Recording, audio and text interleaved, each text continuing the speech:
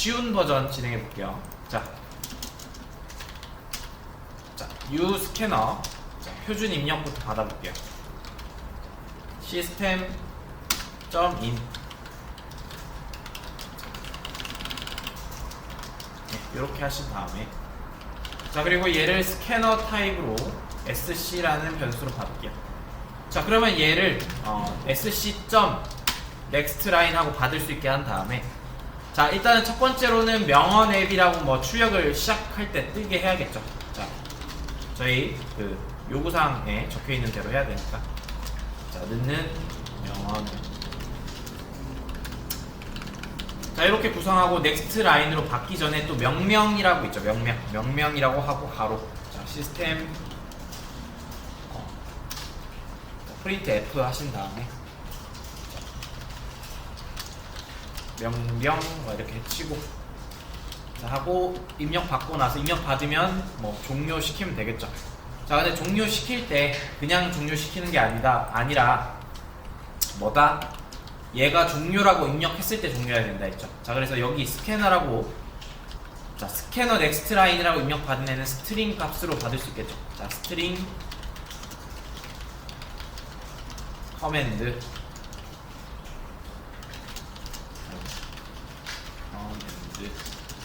자, 이렇게 입력받고 if 커맨드 하고 종료 입력받으면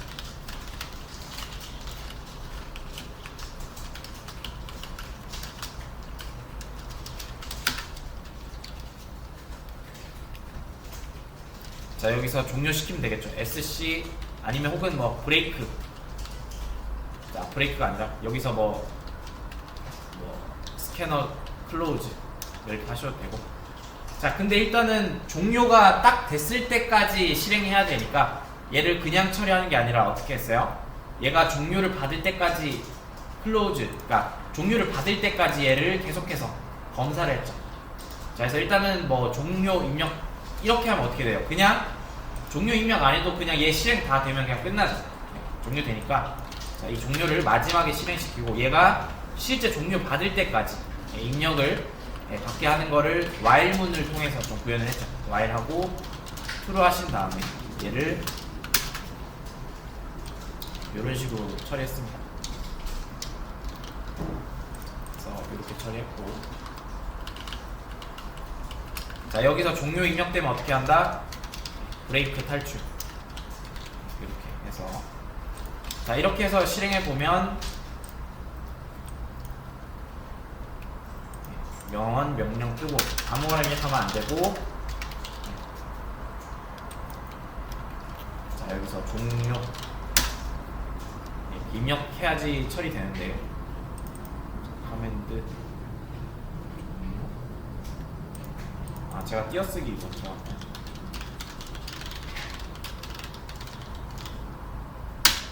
제가 넣는이라고 썼네요. 자, 이렇게 쓰면 안되죠.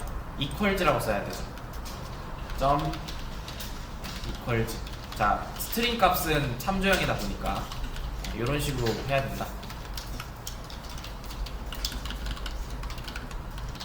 자, 이렇게 하고 다시 한번 실행해 볼게요.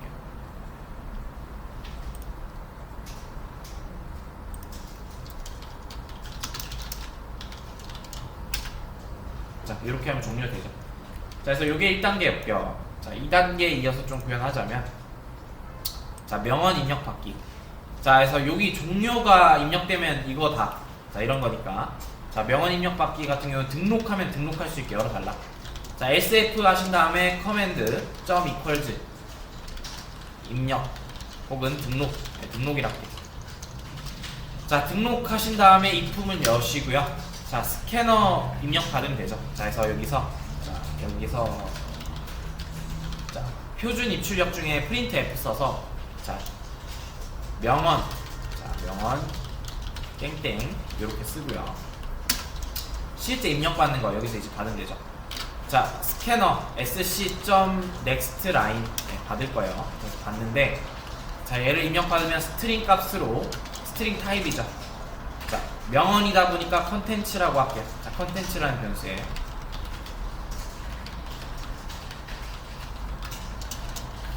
이런 식으로 받고, 자 그 다음에 작가라는 것도 입력 받아야 돼요. 자, 이런 식으로 하고 작가 이렇게 입력 받고 스트링 없어.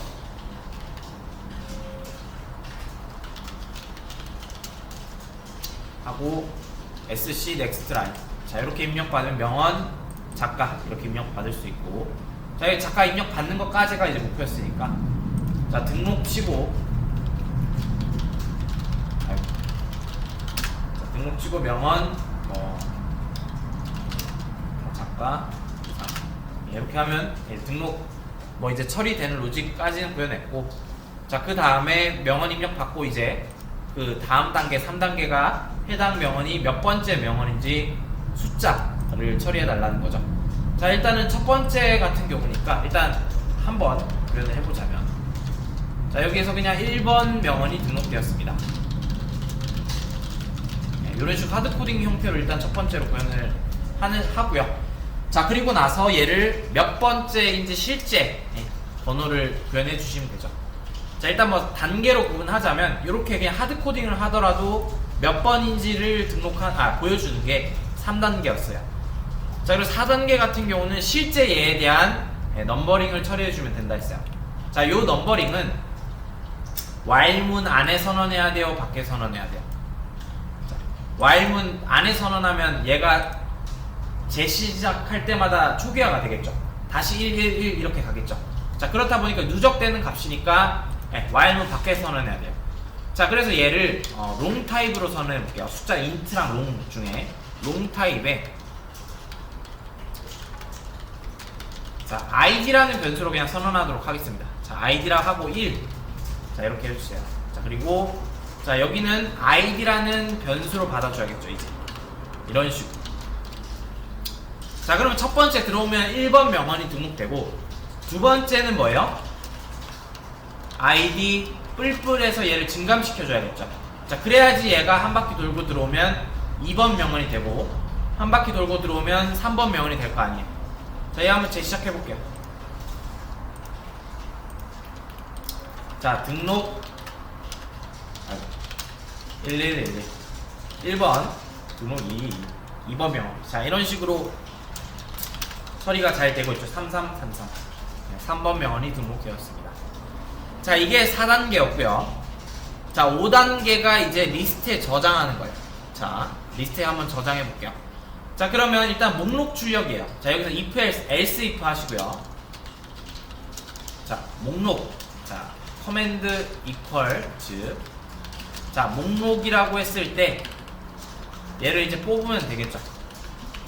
자 목록 구현하면 돼요.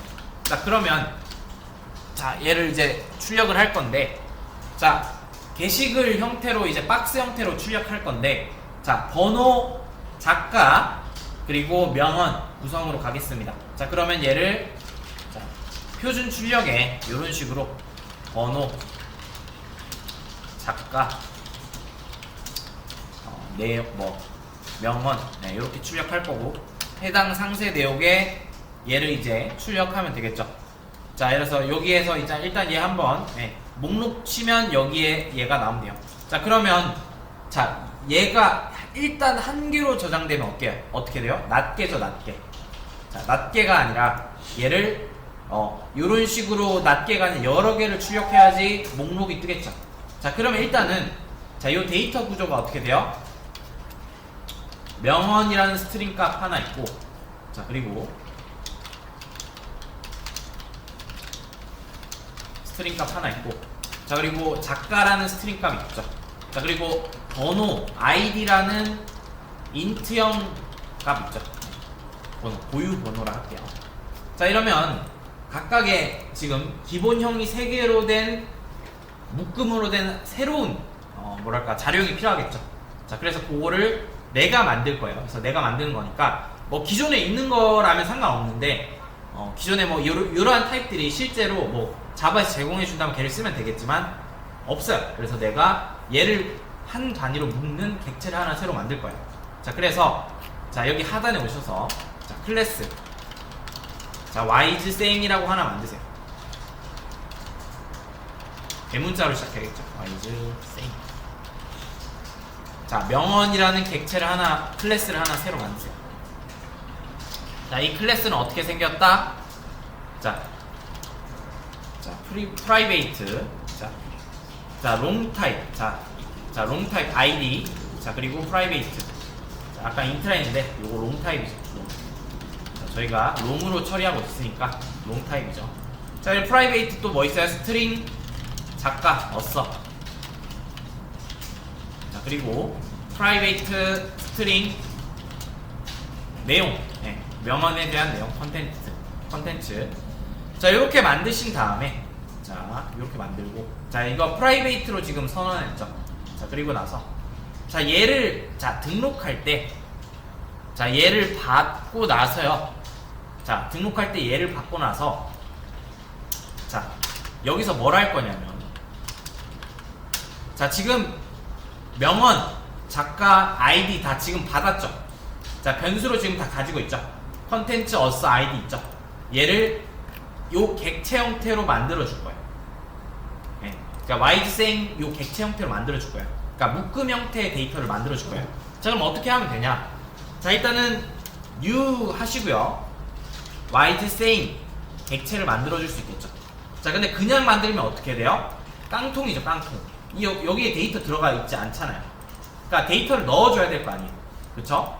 자, 그러니까 여기서 쓸 수 있는 방안이 얘를 퍼블릭으로 풀고 직접 접근하는 방법이 있고요.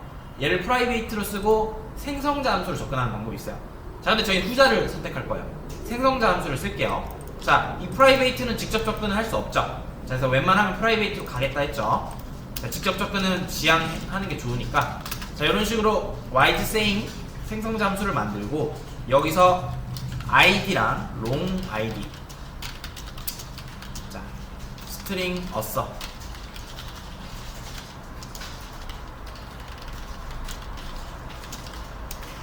자, 그리고 string 컨텐츠 이렇게 만든 다음에 this id에 넣어주고 id를 this 어써에 어써 넣어주고 내가 받아온 어써 넣어주고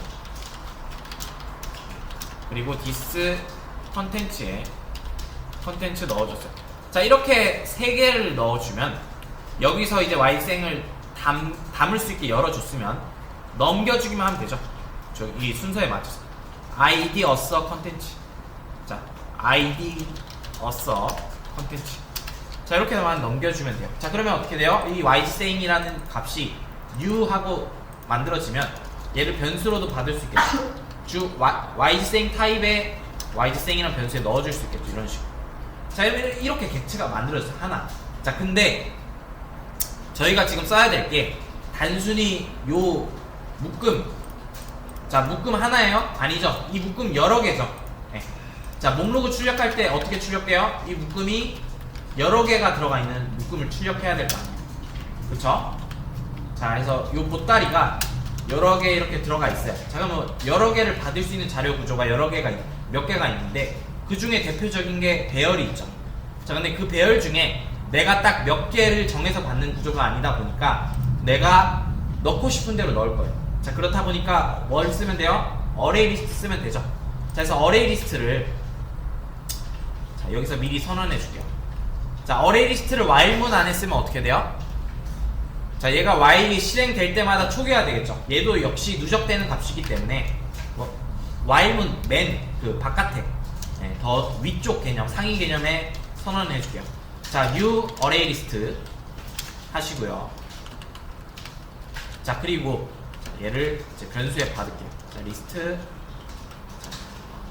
하고, 자, yGSang 복수형 형태로 받을게요. yGSang 즉 이렇게 받을게요. 자, 그리고 여기에 뭐 들어가면 돼요? yGSang 제가 만든 객체 형태로 넣을 거기 때문에 yGSang 요런 타입으로 넣으면 되죠. 자, 요 빨간색 뜨는 건 임포트가 안 돼서 그렇고, 자, 우클릭 하시고 컨텍스트 액션 표시 요걸로 뭐 가져오시던, 자, 임포트 안 된 거 가져오시면 요거 사라질 거예요. 자, yGSang 자, 요렇게 만들고요. 자, 그럼 이 yGSang 배열에 넣는 메서드가 제공이 되죠. 뭐가 있어요? add 넣으면 되죠. add. 자, 그래서 ysamed.add 하신 다음에 내가 만든 객체를 이 배열에 넣기만 하면 되죠. 네, ysamed 하고 ysam이라고 만든 거를 ysamed add에 넣으면 돼요. 이렇게 넣으면 됩니다. 자, 혹시라도 내가 ysamed 이 복수형이 헷갈린다. 자, 이러신 분들은 그냥 ysamed list라고 하세요. 요게 배열이라고, 리스트가 조금 더 직관적인 분들은 ysamed list라고 하세요. 자, 요번 버전에서는 ysamed list라고 한번 해보겠습니다. 자, 여기서 ysamed list add ysamed. 자, 이러면 요 리스트, 그러니까 배열 안에 요 객체가 생성될 때마다 들어가죠. 그죠? 자, 그러고 나서 얘를, 자, 얘에 대한 개수 뽑는 메서드가 뭐예요? ysamed 리스트에서 개수를 접근할 수도 있죠. 여기 몇 개 들어가는지. 자, 그게 사이즈랬죠. 사이즈. 자, 그러면 목록에서 얘 사이즈 한번 뽑아볼게요. 사이즈 몇인지. 자, 일단은 여기서 한번 실행해서 두 개 등록해볼게요. 등록 11 등록 2 자, 목록 쳐보면 사이즈가 뭐 나와야 되는지 지금 안 나오죠. 자, 안 나오면 왜 안 나오는지 한번 찾아볼게요. 자, add ysamed list.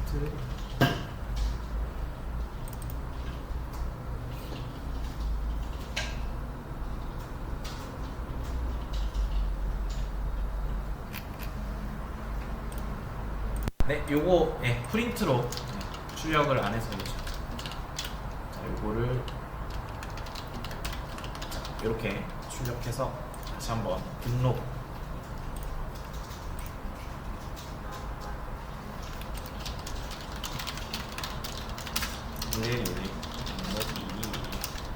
목록 치면 두 개 이렇게 나오죠. 자, 그러면 일단은 개수 출력을 됐어요.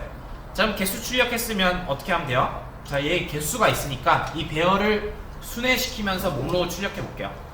자, 일단은 보통은 게시판이 내림차순으로 되어 있죠. 그래서 내림차순이 정석인데 일단 오름차순으로 일단 먼저 구현을 해볼게요. 이번 버전에서. 자, 그러면 일단은 폼을 써서 뭐 구현을 하셔도 되고 아니면 뭐 향상된 폼을 써서 구현하셔도 되죠. 자, 일단은 포 쓰시고요. 자, 그리고 ysamed list를 쓰신 다음에 자, 이렇게 땡땡 하시고, 자, 여기 스트링, 정확히는 ysamed 타입이니까 ysamed 이렇게 받으신 다음에 자, 얘를 하나씩 출력하면 되죠. 자, 근데 자, 여기서 조금 신경 써야 될 게, 자, 일단은 번호, 작가, 명언 순서대로 출력을 해야 되는데, 자, 여기서 출력할 때 주의해야 될 점이 뭐가 있죠? 자, 일단은 얘를 가져오는 방법이 좀 중요합니다. 자, 일단은 ysamed, 자, 요 리스트 안에 있는 하나의 요 배열들이 순차적으로 이렇게 출력이 되니까, 자, 여기서 자, 얘를 가져올 때 get, 자, 요런 식으로 ysamed, 자, 지금 자, 요런 식으로 한번 가져오는 거 한번 생각해 볼게요. 자, 여기 안에서 ysamed id 가져와야 되죠. 여기 있는 아이디 가져와야 되죠. 그리고 자, 그리고 나서 자, ysamed author 작가 가져야겠죠. 자, 그리고 ysamed 컨텐츠 가져야 돼요. 자, 근데 이런 식으로 접근을 할 수 있나요? 저희가 없죠. 자, 이거는 왜 안 되냐면 ysamed 클래스 안에서 제가 얘를 선언할 때 이런 식으로 프라이베이트 처리를 했기 때문에. 그러면 얘 뭐 만들어줘야 돼요? getter 만들어줘야 돼요. 자, 그래서 get id부터 쭉 만들어줄게요. 자, public, 자, void, return이니까 이 long 타입의 get id 하고 얘를 먼저 만들어줄게요.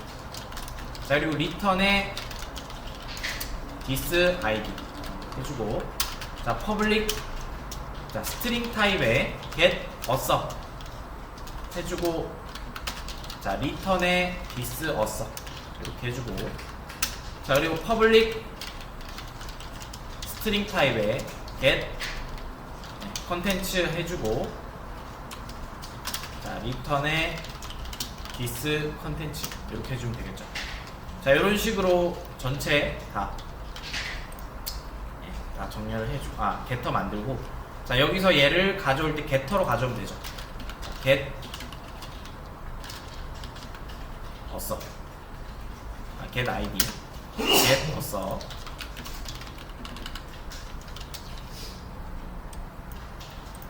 자 그리고 get 컨텐츠 이렇게 가져오면 되죠. 자 이렇게 가져오면 되긴 하는데, 자 얘를 뭐 이렇게 콤마로 나누진 않을 거고, 작가 번호 명언 순서대로 이런 식으로 나올 수 있도록 제가 문자열이랑 얘 데이터를 합친다 했죠. 자 이런 식으로 데이터랑 문자열이랑 좀 합칠게요.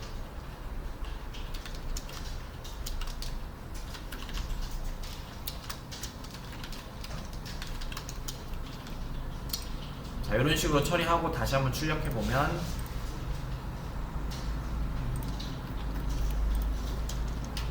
자 등록, 자 등록, 등록. 자 이런 식으로 내가 입력한 대로 지금 뜨죠. 콤마 해서 뜨고. 자 근데 이렇게 표현할 때 콤마 플러스 이런 거 싫으면 프린트 F 하신 다음에, 자 여기에다가 이런 식으로 적어줘도 된다 했죠. 자 퍼센테이지, 자 숫자 같은 경우는 %d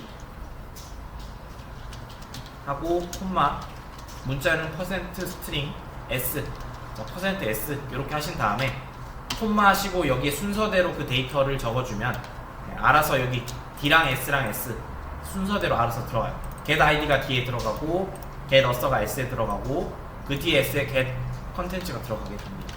이런 식으로 표현할 수도 있다 라고 했죠. 자 그리고 얘는 마지막에 개행을 한번 해줘야 된다, 줄라눔을. 자 안 그러면 얘는 줄라눔 없이 실행되기 때문에, 자 줄라눔까지 해주면 됩니다. 자 이렇게 해주면 되고요. 자 역슬래시 n이에요. 자 저희 그 윈도우 기준에서는 원화 표시 n이에요. 자 그래서 이런 식으로 표현하면 똑같이 뜰 거예요. 자 그래서 요런 식으로 하는 게까지가 5단계고요. 자 오름차순으로 그냥 정렬을 하는 버전입니다. 자 그래서 일단은 여기까지.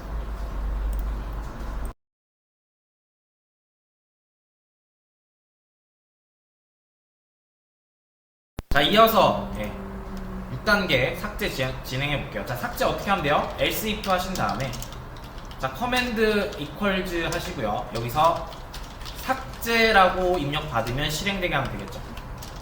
그죠? 자 그럼 삭제 어떻게 하면 돼요?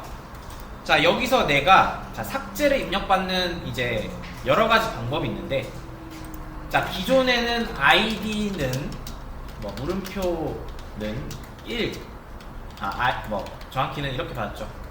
삭제 id 물음표 id 물음표 id는 1 이렇게 받았죠. 자 저희가 어려워했던 포인트가 뭐였어요? 요거 나눠서 얘 가져오는 거였죠. 그리고 id를 뭐 이렇게, 그리고 무슨 뭐 id 말고 나중에 이제 컨텐츠도 받을 수 있고 뭐 작가 이름으로도 받을 수 있는 확률이 있으니까 작가 이름 딱 입력하고 작가 미상들 다 지워 이렇게 할 수도 있잖아요. 그래서 이런 식으로 옵션을 주다 보니까 해시맵의 요 id 값도 id랑 뭐 따로 이렇게 1이랑 저장했죠.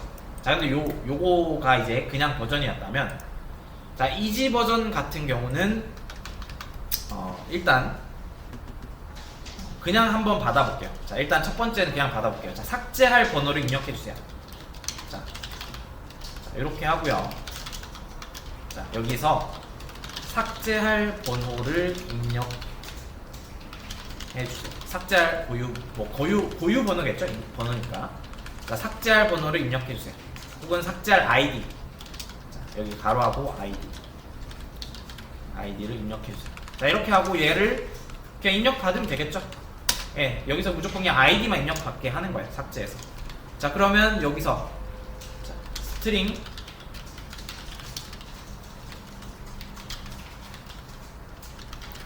커맨드 혹은 뭐 id를 할게요. remove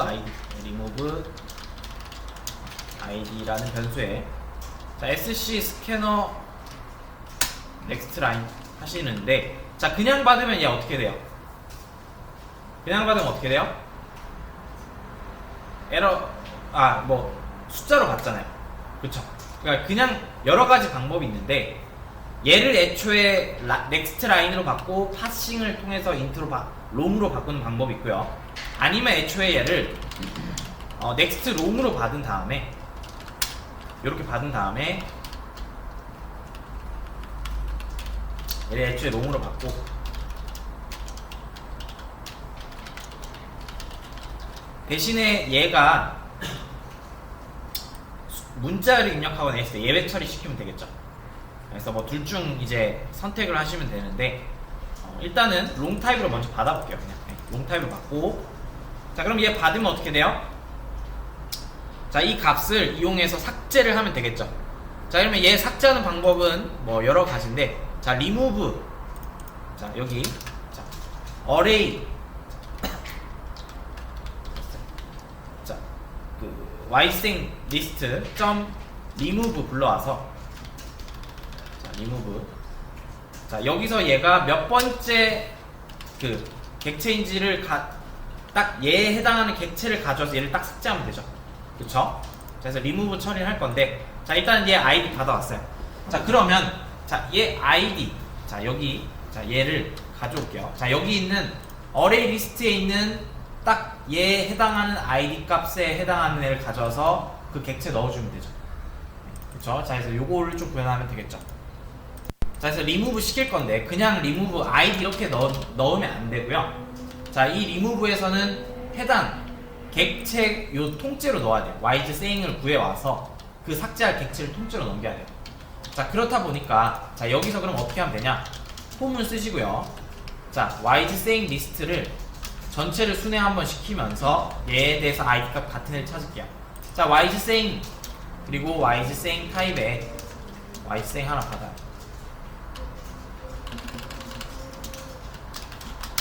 자 그리고 나서 yz saying 요 받아온 애를 순회시키니까, 자 if문을 쓰시고요. 자 yz saying에 get id를 가져오시고, 넣는 내가 입력받은 remove id 있죠. 얘를 비교해서 같은 애가 있으면 걔를 따로 기억해 놓으면 돼요. 자 그럼 걔를 기억해 놓으면, 자 여기서 걔가 yz saying으로 딱 자 뭐가 필터가 돼서 나올 거 아니에요. 얘겠죠. 자 그럼 얘를 기억했다가 여기 집어넣으셔도 되고, 아니면 그냥 애초에 얘를 삭제를 여기서 바로 시키셔도 되겠죠. 이런 식으로. 자 이런 식으로 넘기면 어떻게 된다? 여기 리스트에 있는 얘가 삭제가 된다. 자 그래서 얘 한번 실행해 볼게요. 자 등록 명언 뭐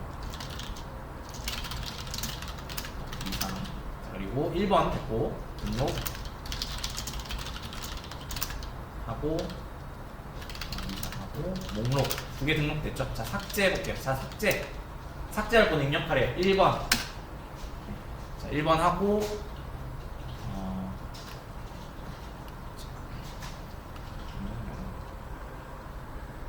자 일단은 몇 번이 삭제되었습니다. 제가 처리를 안 했네요. 자 일단은 다시 목록 보면, 자 1번 삭제됐죠. 자 실제 삭제가 된 거예요. 자 이렇게 삭제하고 마지막에 몇 번 아이디가 뭐 삭제되었습니다. 요거 좀 띄울게요. 이렇게 하고 remove id, 그리고 몇 번 아이디가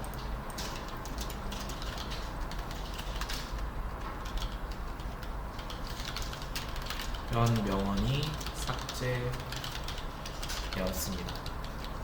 자 일단 이렇게 삭제 되게 하고요. 자 그리고 나서 자 수정 기능 한번 만들어 볼게요. 자 수정 기능 이제 이어서 만들 때는 삭제랑 비슷하죠. 자 else if 하신 다음에, 자 command equals 하시고 수정 하시고요. 자 여기서 이제 수정할 번호를 입력 받으면 되겠죠. 자 요거랑 비슷하니까 좀 차용할게요. 자 수정할 번호를 입력해 주세요. 자 그러면 자 또 하나 입력 받게 하고요. 자 얘는 remove id가 아니라 modified modify id로 해볼게요. 자, modify id로 받은 다음에 자, 대신에 수정할 id를 입력을 받고 나서 자, 그 객체를 찾은 다음에 바로 뭔가 실행되는 게 아니라 자, 요거 일단 동일하게 한번 실행해 볼게요.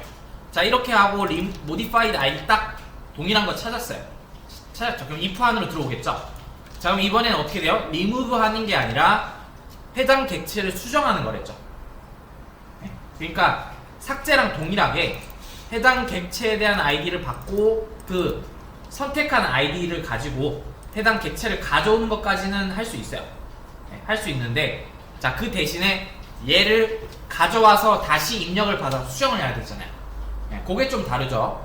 자, 가져와서 다시 한번 수정을 해야 되니까 그 구조를 좀 가져가 볼게요. 자, 그러면 여기서 얘를 받은 다음에 자, 이런 식으로 그 객체를 가져왔어요. 자, 그러면 그 객체의 현재 실제 명언 입력받은 애에 대한 기존 명언을 일단 출력을 할게요. 자, 그러면 이런 식으로 출력할 수 있겠죠. 자, 이번에는 자, 프린트 F로 할게요. 프린트 ln 말고 자, 기존 명언 하시고 바로 땡땡 하신 다음에 안에 %s 하시고 콤마 하신 다음에 ySame.get 컨텐츠 하시면 기존 명언 출력 한번 되고 자, 일단 개행 한번 해야 되니까 뒤에 역슬래시 n 한번 해주시고 자, 그 다음에 기존 명언 보여주고 그 다음에 입력 받을게요. 자, 이러면 여기서 프린트 ln 하시고 프린트 ln이 아니라 자, sc next line 하시고 스트링 타입으로 요 내용 하나 받을게요. 자, 컨텐츠라는 이름으로 좀 받을게요. 컨텐츠 자, 이렇게 입력 받고 자, 그리고 자, 이번에 똑같이 기존 명언 형태로 가져와서 자, 이번엔 기존 작가 보여주고 자, get us 보여주고 자, 실제 기존 작가가 누군지 보여주고 수정을 시켜주는 거죠. 자, us 보여준 다음에 이번에는 next line으로 sc next line으로 하시고 스트링 us 받으면 되죠. 자, 이렇게 입력 받은 다음에 자, 이번에는 이 기존의 객체 요 형태에서 얘를 업데이트 해주면 되죠. 자, 근데 이 업데이트 해줄 때 어떻게 해줘요? 세터를 이용해서 해줘야겠죠. 프라이빗이니까 자, 세터도 만들어주면 되겠죠. 자, public set 자, void set 어써 만들어주고 자, 세터다 보니까 데이터를 받아올 수 있게 스트링 어써 받아오고 this 어써에 는 어써 이렇게 넣어줄 수 있는 구조로 세터를 만들어주고요. 자, 그 다음에 public void set 컨텐츠 하고 스트링 컨텐츠 하고 세터 this 컨텐츠 자, 이렇게 받은 다음에 자, 여기서 얘 받은 거 그냥 넣어주기만 하면 되겠죠. 자, 여기서 기존에 받아온 ySame 여기서 받아온 요 값 가지고 넣어줄게요. 그러면 ySame set .set 어써에 어써 하시고 ySame set 컨텐츠에 컨텐츠 자, 이렇게 넣어주면 몇 번 명언이 이제 수정되었습니다. 이러면 되겠죠.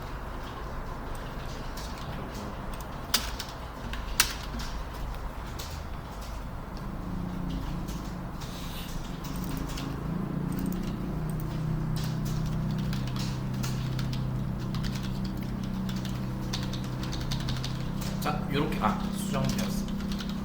요렇게 하면 되겠죠. 그래서 요렇게 하면 되고요. 자, 일단은 재시작 한번 해볼게요.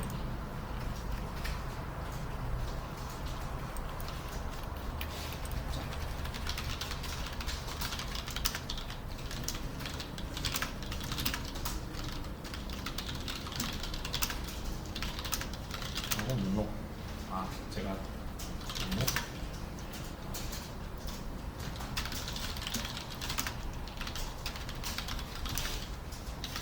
목록 자 그리고 삭제 1 하고 1번 명언이 삭제됐고요. 자 이거 개행을 좀 시켜야겠죠. 자 그래서 요거는 나중에 좀 손 볼게요. 자 1번 명언이 삭제되게 하고 뜨는 거는 제가 한번 손을 좀 보도록 하겠습니다. 자 그래서 그 다음에 뭐 수정 자 일단은 목록에 남아있는지 볼게요. 자 삭제됐고 수정 2번 기존 명언 기존 작가 뭐 이렇게 있고요. 자 요거 제가 입력받을 때 그거를 안 띄웠는데 자 요거 잠깐 수정하고 다시 한 번만 빠르게 볼게요. 자 일단은 제 요거를 안 띄워서 그래요. 자 등록에서 좀 차용해서 가져올게요. 자 요거 명언 작가 요거를 좀 안 띄워서 그렇습니다. 자, 요 상태에서 명언 작가 요거를 하고 다시 하나만 입력하고 다시 한번 수정해 볼게요. 자 목록에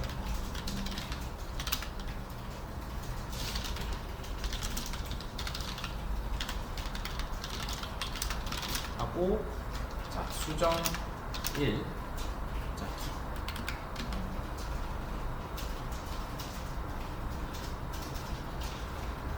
기존 작가하고 내가 작가 자 기존 작가하고 내가 작가 입력하는 거 자 요거는 계행 문제인데 요거 한번 일단은 작가라는 거부터 먼저 입력해 볼게요. 자 작가하고 내가 테스트 자 이렇게 입력하고 다시 목록 자 보면 작가에 지금 테스트 들어갔죠. 자 명언 입력하는 건 제가 요 구조를 좀 바꾸면 돼요. 자 요거 같은 경우는 등록이랑 동일하게 가셔도 됩니다. 자 여기서 보시면 자 여기 등록하고 자, 수정 기존 명언 하시고 여기서 얘를 받고 자 얘가 여기서 요걸 받고 넘어갔어야 됐는데 그냥 바로 넘어가서 그런 거예요. 자 그래서 이런 식으로 자 요거 프린트 F 명언 하신 다음에 받고 자 요거를 자 일단은 넥스트 롱이랑 저희가 이제 넥스트 롱으로 받은 타입 있죠. 자 얘 같은 경우는 넥스트 롱하고 SC하고 이렇게 받으면 얘를 넥스트 라인으로 한번 개행을 해준 다음에 다시 받아줘야 돼요. 자 그래서 얘를 다시 한번 여기서 그냥 SC 아무것도 받지 않고 그냥 넥스트 라인 이거 한번 실행해주고 자 여기서도 동일하게 삭제에서도 동일하게 자 이런 식으로 받고 나서 한번 초기화 넥스트 라인 초기화 해주고 이렇게 실행해도 되고요.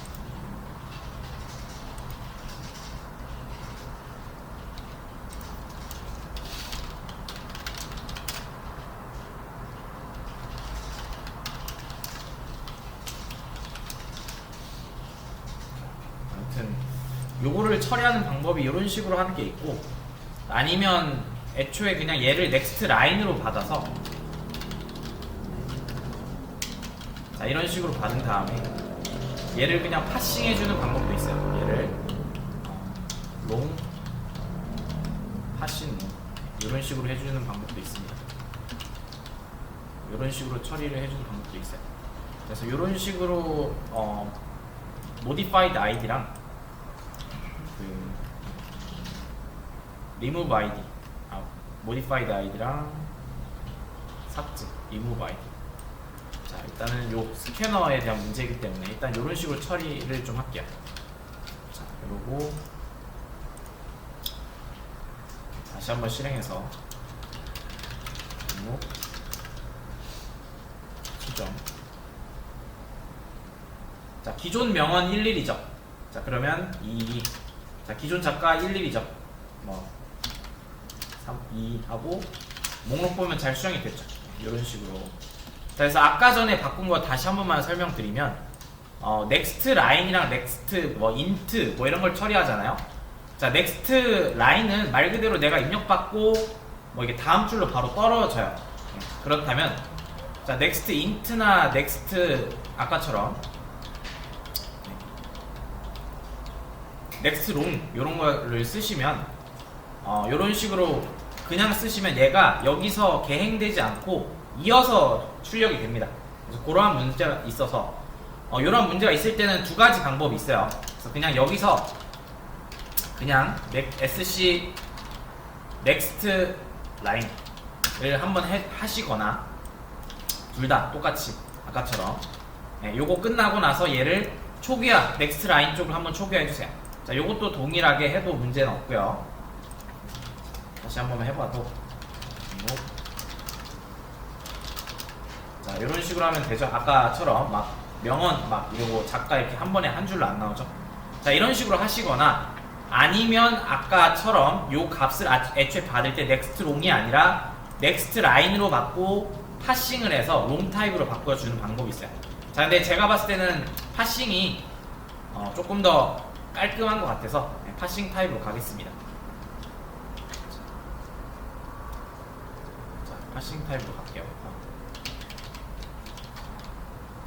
자, 일단은 코드는 제가 복기를 좀 하도록 하고, 자, 혹시라도 뭐 본인이 수정했는데 되돌리기가 안 된다 하시면 로컬 기록 여기 들어오셔서 우클릭하시고 로컬 기록 들어오시면 본인이 세이브 했던 포인트대로 다 저장되어 있습니다. 깃에 안 올린 상태여도. 그래서 뭐 그런 식으로 가셔도 되고, 자, 일단은 아까 파싱 형태로 좀 복구를 하도록 할게요.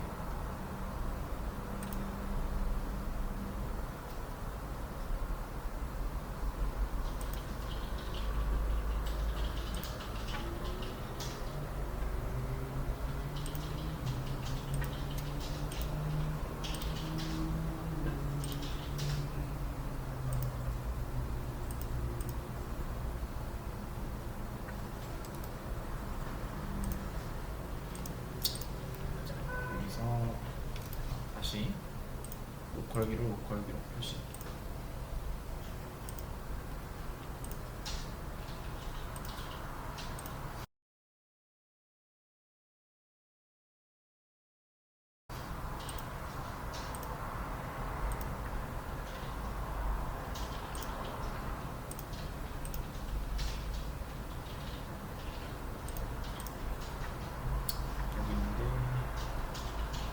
자, 여기서 시작해서 파싱만 좀 바꿀게요. 자, 여기서 파싱, 요거만 파싱하면 되죠. 그래서 롱 넥스트 라인으로 받으신 다음에 애초에 자, 얘를 롱 타입의 파싱 시키는 건데요. 여기서 이런 식으로 받고, 자, 삭제 역시 똑같이 이런 식으로 받으시면 되겠죠. 자, 그래서 일단 이런 식으로 처리하면 여러분 지금까지 한 8단계 다 그냥 처리가 됐고요. 자, 그래서 이런 식으로 여러분 일단은 이렇게라도 8단계로 구현하시는 게 먼저예요. 자, 근데 물론 이거를 좀 디테일하게 들어가면 뭐 숫자 입력 안 받으면 뭐 에러 난다거나, 혹은 뭐 내가 어떤 특정 아이디 없는 거에 접근했을 때 에러 난다거나, 이런 문제점은 아직 있습니다. 자, 근데 그런 것까지는 나중에 이제 그런 문제가 발생했을 때 완성도를 높여가는 과정 중에 잡아가신다 생각하고, 일단은 이렇게 돌아가게끔만 만드는 걸 목표로 좀 해보세요. 그래서 이렇게 돌아가게 8단계까지만 구현하는 걸 목표로 하시고요. 근데 일단은 본인이 이거를 그 리팩토링 과정까지 다 이해하신 분들은 이렇게 짜는 게 이제 조금 지저분해 보이기 시작하면 그 의도대로 잘 연습이 되신 거예요. 그러니까 이런 것들을 처음에는 굳이 한 파일에 하면 되지라고 생각하다가 점점 시간이 지나면 이렇게 한 번에 다 짜니까 좀 지저분해 보이기 시작해요. 그러면 여러분들이 이제 좀 리팩토링에 대한 눈이 조금씩 뜨이는 거예요. 자, 혹은 내가 이러한 파일을 만들 때 한 팀에서 뭔가 같이 다 이걸 같이 작업했다, 이랬을 때 불편함을 느껴보시면 이제 리팩토링을 왜 하는지를 좀 느낌을 가져갈 수가 있겠죠. 자, 일단 이런 식으로 8단계까지 전체 한 파일에 다 구현하는 거를 목표로 두시고 구현하시면 되겠습니다.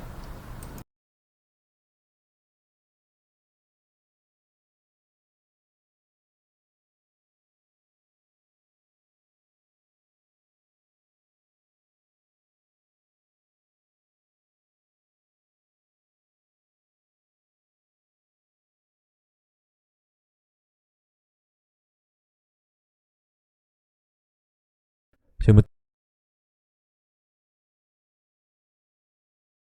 지금부터 개념적 데이터 모델링 수업을 시작하겠습니다.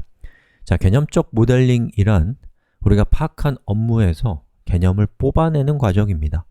그런데 먼저 당부드리고 싶은 것이 있어요. 자, 우리가 일을 하는 순서와 공부를 하는 순서는 다를 수 있어요.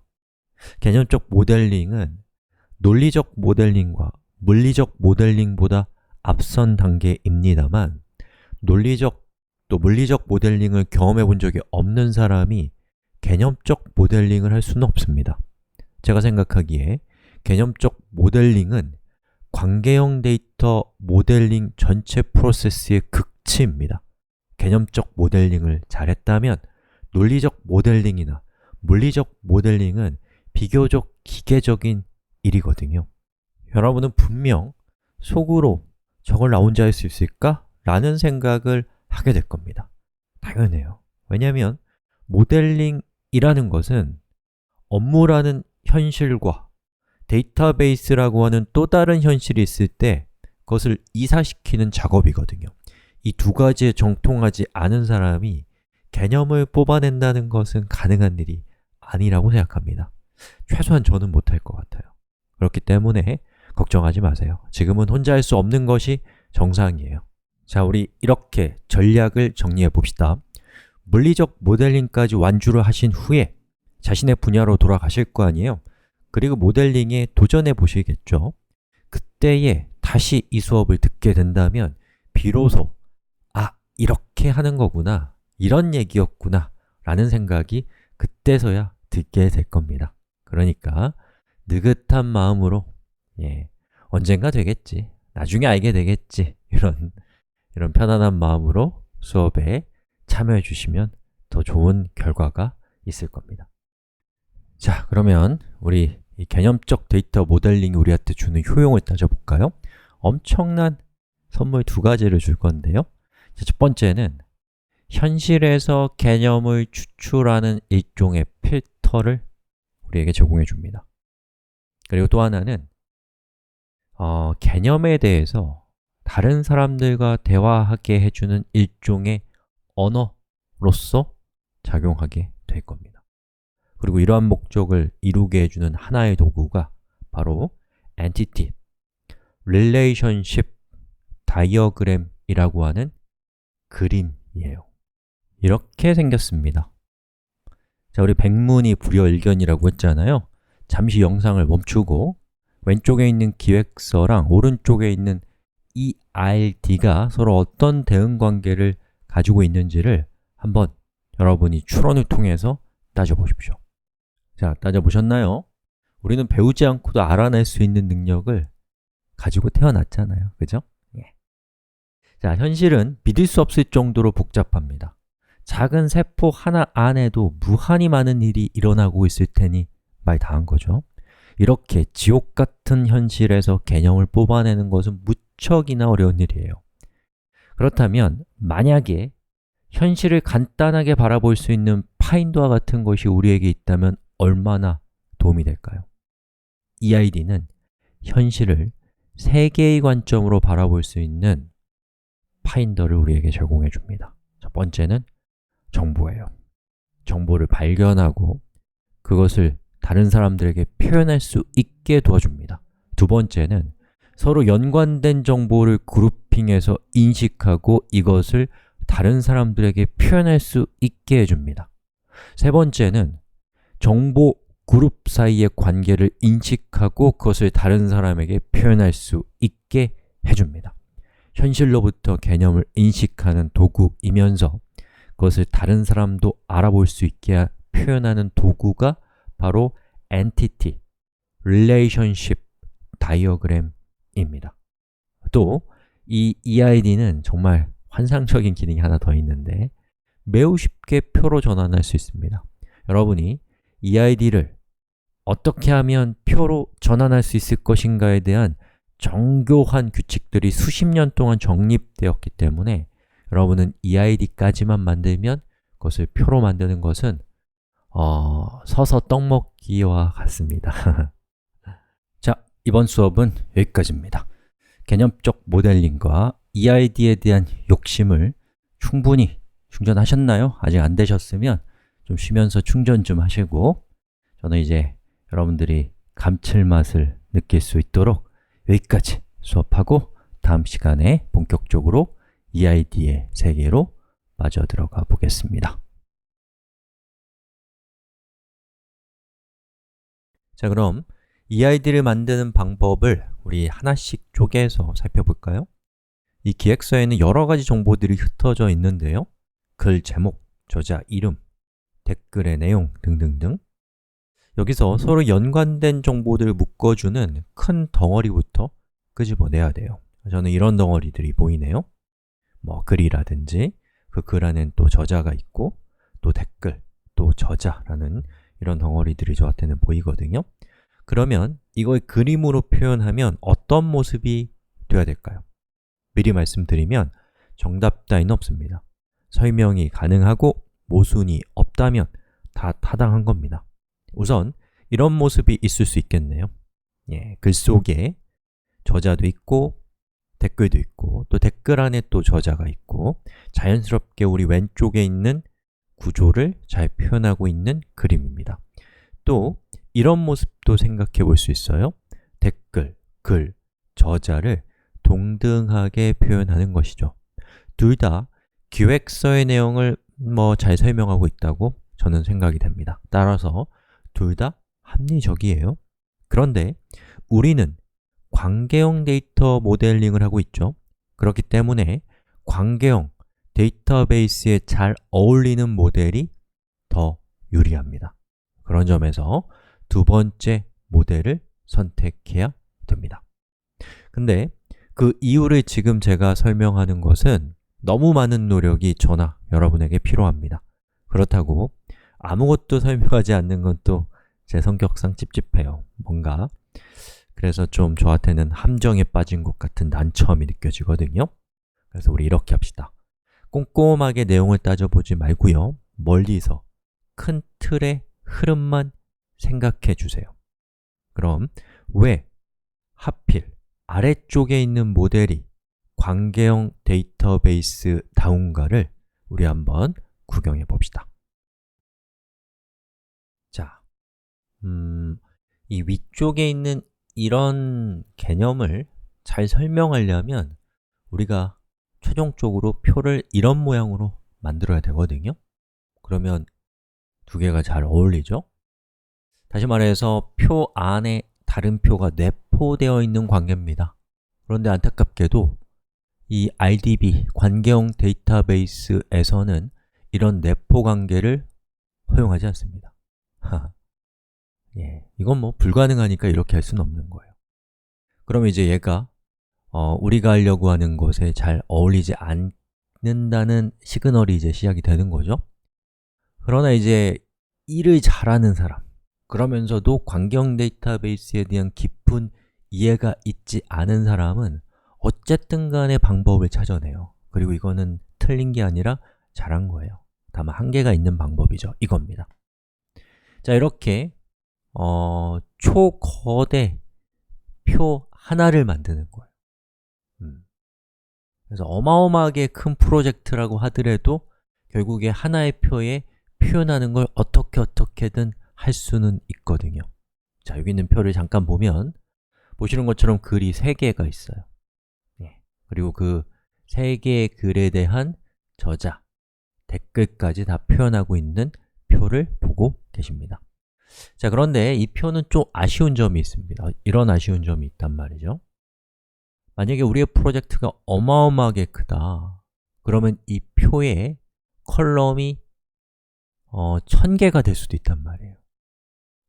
어마어마하게 큰 표인 거죠. 자, 그렇게 되면은 우리가 그 1000개의 컬럼을 갖고 있는 표에서 지금 내가 글의 목록만 필요하다. 그러면 이 중에서 요 첫 번째, 두 번째, 요 2개의 컬럼만 딱 필요하다고 쳐봐요. 그러면 얘만 가져오고 싶은데도 우리는 1000개의 컬럼을 다 가져와야 되기 때문에 정말 흥청망청 데이터를 쓰고 있는 상황이 되는 것이죠. 또 여기 보면 글이 2개가 있습니다. 글 하나, 글 2. 그런데 저자가 같아요? 그리고 댓글에 대한 저자도 같다? 그러면 지금 중복이 발생하고 있죠. 그리고 이 중복을 극단적으로 생각해서 3개가 아니라 1억 개가 중복되고 있다고 생각해 보세요. 그럼 역시나 우리의 소중한 그 저장 장치를 흥청망청 쓰고 있는 것이 되고, 만약에 저자의 이름을 바꿨다. 그러면 1억 개를 바꿔야 되는, 그게 시간도 많이 걸리고 실수를 할 확률도 매우 높은 아주 위험한 작업이 되기 때문에 이것은 우리한테 이제 한계가 있는 방법이 되는 것이죠. 거대 단일 테이블은 중복이 발생합니다. 자, 그럼 이런 문제를 해결하기 위해서는 하나의 거대 테이블이 아니라 주제에 따라서 테이블을 쪼개는 겁니다. 이렇게요. 예를 들자면, 자, 영상을 한번 멈춰 놓고 한번 여기 있는 표를 슬쩍 한번 해석해 보세요. 자, 보시는 것처럼 저는 글, 저자, 댓글 이렇게 표를 쪼갰습니다. 그리고 여기 잘 보시면은 여기 저자 아이디가 1번이죠. 그리고 여기 글이 3개가 있는데 글 3개 모두 저자 아이디가 1번이라고 적혀 있는 것은 글 3개 모두 저자 아이디 1번인 이 사람이 작성한 글이다 라는 그런 뜻인 거예요. 모두가 이렇게 가리키는 거죠. 그리고 댓글도 마찬가지로 여기 있는 아이디 값이 둘 다 1이면 이 1번 모두가, 자, 첫 번째, 두 번째 댓글 모두가 1번 사람이 작성한 글이다. 그리고 여기 있는 2번은 다른 사람이 작성한 글이다 라는 그런 뜻인 거예요. 자, 이렇게 우리가 표를 쪼개게 되면 첫 번째로 좋은 것은 일단은 주제에 따라서 그 속성들, 주제에 따라서 데이터를 그룹핑할 수 있다. 진짜 가장 중요한 의미죠. 자, 그 다음에 두 번째로는 이렇게 쪼개놨기 때문에 우리가 만약에 글에 대한 정보만 필요하다. 그러면 글을 담고 있는 표만을 조회하는 걸 통해서 컴퓨터의 자원을 아낄 수 있다는 겁니다. 그리고 또 하나, 잘 아실 수도 있겠지만 무엇보다도 중요한 특징 중에 하나는 바로 조인입니다. 우리가 글과 저자 이렇게 따로따로 들어가는 것이 아니라 이 글은 저자 누가 작성했는가, 그 저자 이름, 그 저자에 대한 소개 이런 것까지 포함됐으면 좋겠다 라고 한다면 이런 식의 정보가 필요하겠죠. 그럼 이런 정보를 우리가 관계형 데이터베이스에서는 이런 식의 조인이라고 하는 메커니즘을 통해서, 방법을 통해서 언제든지 필요할 때마다 순간순간 합성해낼 수가 있기 때문에 우리는 이 위쪽에 있는 이렇게 포함관계의 포함관계가 아니라 이 아래쪽에 있는 좀 더 평면적인 관계로 개념을 뽑아내는 것이 우리가 하려고 하는 관계형 데이터베이스에 더 어울리는 방식입니다 라고 말씀드리고 이번 시간은 여기까지 하겠습니다.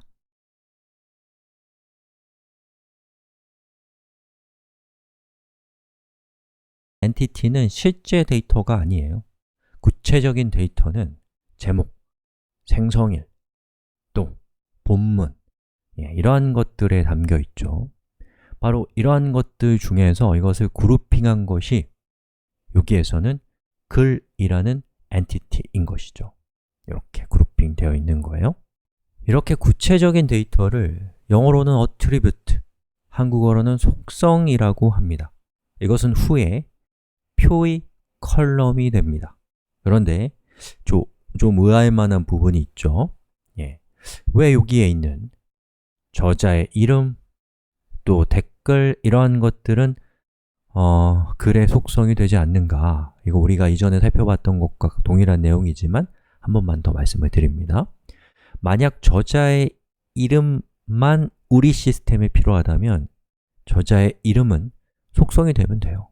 하지만 저자 이름뿐만 아니라 이 저자에 대한 자기소개, 가입일과 같은 정보가 필요하다면 저자는 이름, 소개, 가입일과 같은 속성을 포함하는 엔티티가 되는 거예요. 우리 비유 한번 해볼까요? 엔티티를 디렉토리, 그리고 attribute를 파일이라고 한번 비유해 보면 엔티티란 파일만 담을 수 있고 자식 디렉토리는 담을 수 없는 제한적인 디렉토리다. 예, 다른 디렉토리를 품을 수 없는 평면적인 디렉토리다 라고 생각해 보셔도 좋을 것 같다고 어영부영 설명하고 쓱 넘어가겠습니다. 자, 우리 이번에는 관계에 대한 얘기를 좀 해볼까요? 엔티티들 간의 관계입니다. 자, 저자와 글과 댓글은 서로 복잡 미묘한 관계를 가지고 있습니다. 한번 따져볼까요? 글과 저자는 서로 쓴다 라는 관계를 가지고 있습니다. 글과 댓글은 어때요? 서로 소속 관계를 가지고 있고요. 또 댓글은 저자와 글을 쓴다 라는 관계를 가지고 있습니다. 이렇게 연관성을 표현해 준 것을 relation, 즉 관계라고 표현하고요. 그리고 우리가 나중에 논리적 데이터 모델링으로 가게 되면 표에서는 기본키, 또 외래키라는 형태로 이 관계가 표현되게 됩니다. 그리고 이렇게 표현된, 이렇게 저장된 데이터를 기반으로 우리가 join을 통해서 동적으로 이 테이블들을 연결하게 될 거예요. 기타 복잡한 얘기들은 우리 실습에서 살펴보면 좋을 것 같습니다. 자, 정리합시다. 개념적 데이터 모델링은 개념에 집중하고 데이터베이스 패러다임으로부터 거리를 두고 있기 때문에 용어가 실제 데이터베이스 제품들과는 달라요. 각각의 용어가 나중에 무엇이 될지를 정리하고 이번 영상은 마무리를 하도록 하겠습니다. 자, 우선 entity라는 것은 테이블이 될 거예요. 자, attribute라고 하는 것은 컬럼이 될 거예요. relation은 pk, primary key, fk, foreign key가 될 겁니다. 그리고 그 다이어그램상에서는 표현되지 않지만 뭐 이런 설계 같은 걸 할 때 당연히 자주 얘기 나오는 표현이 행에 대한 얘기겠죠. 행을 tuple이라고 부릅니다. 여기까지 하겠습니다. 자, 지금까지 ER 다이어그램의 요모조모를 살펴봤는데요. 이제 우리 그림을 그려봐야겠죠. 자, 그림을 그리기 앞서서 뭐 이런 얘기 조금만 하고 바로 시작할게요. 자, 저는 애플리케이션을 하나의 건물이라고 한번 비유를 한번 해볼게요. 그렇다면 UI는 옥상이고 또 데이터베이스는 지하라고 이야기하고 싶습니다. 자, UI와 이 데이터베이스 사이의 일을 원인과 결과의 관점에서 한번 생각해 볼까요? 자, 정보를 입력하는 UI가 원인이 되어서 데이터베이스의 데이터를 변경하는 결과를 낳습니다.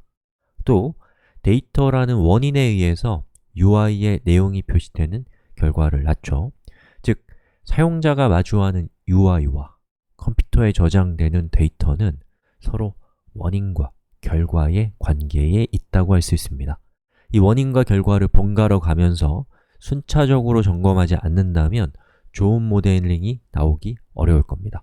그런 점에서 기획자와 구현자가 다르다면 데이터 모델링까지는 최소한 함께 동행하는 것이 이상적이라고 생각합니다.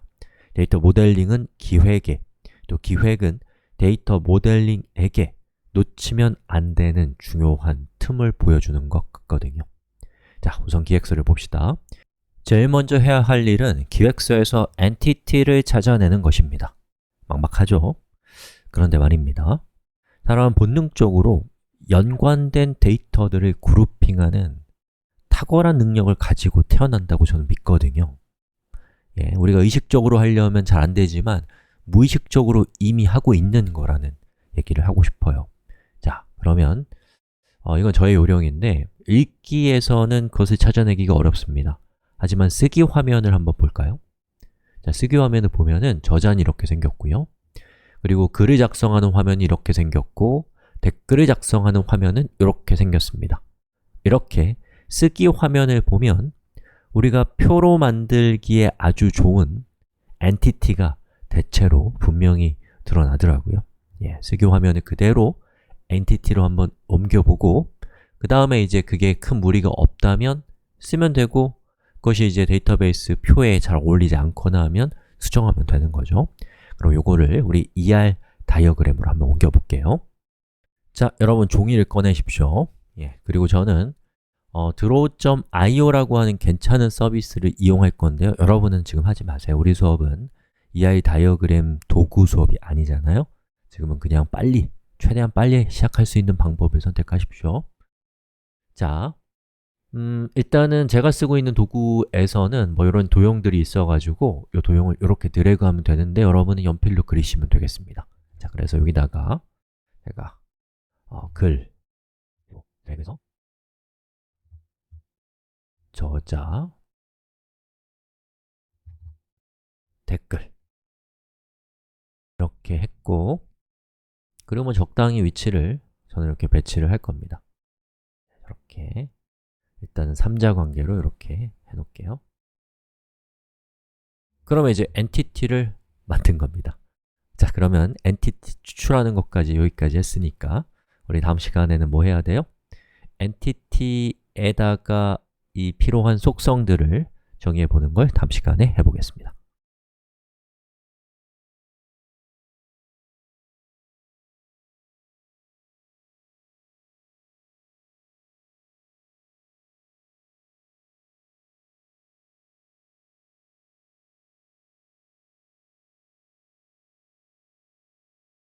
우리가 그 작성을 통해서 쉽게 파악할 수 있습니다. 여기 보시면 제목, 본문, 이 속성이다 라고 되어 있는데 저자 목록 같은 경우는 직접 입력하는 것이 아니라 저렇게 셀렉트 박스인 것은 저자 목록이 좀 더 복합적인 속성이라서 별도의 엔티티로 독립해 나갔다라는 그런 뜻일 수 있는 것이죠. 그래서 저자는 이제 속성이라기보다는 나중에 릴레이션을 통해서 연결해야 됩니다. 자, 그리고 또 하나는 쓰기만으로는 좀 부족한 것은 여기 보시면 읽기에 보면 여기에 이렇게 언제 작성됐는지에 대한 작성일에 대한 정보도 우리의 시스템을 필요로 해요. 그러면 엔티티의 속성으로 날짜 정보까지도 있어야겠죠. 저자, 아니죠. 제목, 본문, 날짜까지 우리 한번 정의를 해보겠습니다. 자, ER 다이어그램에서 속성은 원을 사용합니다. 그래서 저는 원을 하나 만들었고 이 원이 좀 크기 때문에 조금 크기를 조정을 한 다음에 지금 제가 필요한 속성이 3개거든요. 카피를 3개를 하겠습니다. 3개를 했고요. 각각의 적당한 이름을 붙일게요. 그리고 배치를 좀 하겠습니다. 그 다음에 여기 있는 이 속성들이 서로 같은 엔티티의 식구들이라는 것을 보여주기 위해서 그 연결을 시켜야 되는데 제가 쓰고 있는 도구에서는 이렇게 적당한 사이드를 선택해서 드래그하면 한 번에 쉽게 연결할 수 있는 아주 신통한 기능을 가지고 있어요. 이렇게. 뭐 이 정도면 될 것 같아요. 자, 그 다음에 이제 저자에 대한 정보는 이제 우리 시스템은 이름과 자기소개가 필요한데 또 시스템을 보니까 이렇게 가입일도 필요로 하네요. 그럼 가입일 정보까지 같이 해서 후다닥 추가를 해보겠습니다. 자, 이렇게 그 속성의 이름을 정했고 연결을 시켜볼게요. 됐습니다. 자, 그 다음에 이제 댓글을 작성하는 부분을 이제 볼 건데요. 댓글은 제목이 필요 없죠. 내용이 있고, 여기 제가 잘못했네요. 앞에 있는 수업도 다 망가졌겠는데요. 여기다 이제 그 작성한 사람의 작성자 명을 이렇게 적으면 되는데 만약에 우리가 그냥 사용자 이름을 익명이라기보다는 로그인 같은 거 필요 없이 그냥 받는다, 그럼 이렇게 하면 되겠지만 우리가 기존에 가입되어 있는 저자들만이 댓글을 작성할 수 있게 하고 싶다. 그러면 이제 얘는 또 어떤 식으로 해야 돼요? 우리 이전에 글 작성할 때 썼던 이런 그 셀렉트 박스로 바꾸는 게 맞겠죠. 자, 이렇게 바꿨습니다. 이렇게 보시는 것처럼 우리가 그 모델링을 하게 되면은 모델링이 UI를 검증하는, 또 UI가 모델링을 검증하는 이 교차 검증이 가능하기 때문에 이 두 가지를 같이 번갈아 가면서 살펴보는 것이 굉장히 유익합니다. 그래서 기획서를 만드는 선수와 모델링을 한 선수가 같이 한 사람이면 좋겠지만 한 사람이 아니라 이제 서로 역할이 다르다면 같이 머리를 맞대고 상대 쪽에 대한 적당한 그 지식과 경험을 가지고 서로 간에 이 도움을 주고받으면서 하면 훨씬 더 결과가 좋지 않을까요? 자, 이렇게 해서 우리 한번 또 표를 EID 다이어그램을 만들어 봅시다. 본문과 작성일에 대한 정보를 속성을 추가하겠습니다.